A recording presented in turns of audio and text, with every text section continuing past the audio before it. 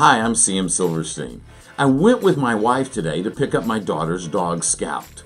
We get to have Scout at our house a few days each week, and what normally happens is my wife drives over to my daughter's apartment, opens the back door of the car, brings Scout out, and then tries to get Scout to jump into her car. Now, her car is a Suburban. It's a truck, and so that jump is pretty high. Scout doesn't like to jump into the truck. Now, my wife can push, she can talk to her all she wants, but eventually what ends up happening is Renee picks up Scout and puts her on the back seat. Now, today I was with her. I was sitting in the front seat in the passenger seat.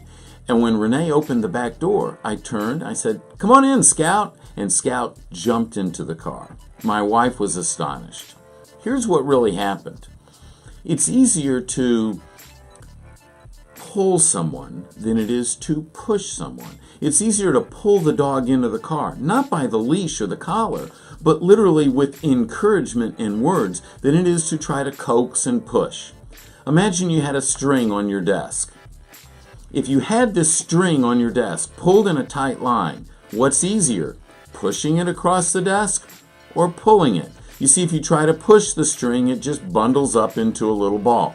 But if you put your finger on the string and pulled it, it would stay straight all the way across your desk. Well, whether it's Scout jumping into the car, a piece of string on your desk, or your organization, it's much easier to pull or to inspire people to be accountable than to push and try and force them to be accountable.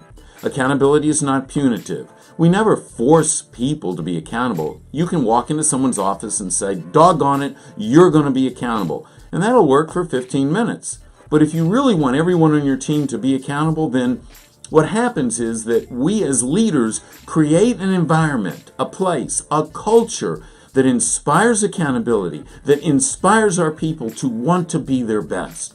We do that by being accountable first as leaders, by being accountable to our people, by when we make commitments, making sure that we're living those commitments. And those commitments aren't always the tactical things like, "I'll be there at 10. The commitments are things like, "I'm going to live the values. I expect you to live the values. I'm going to have your back. I'm going to support you.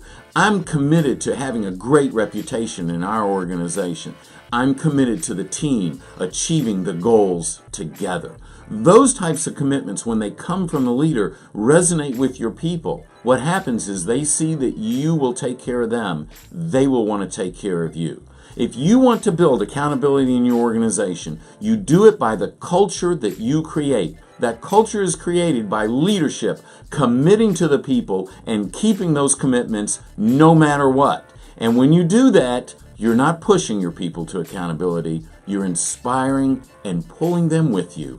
And when you all go there together, you'll get there faster, and there will actually be a greater place than you could have ever imagined.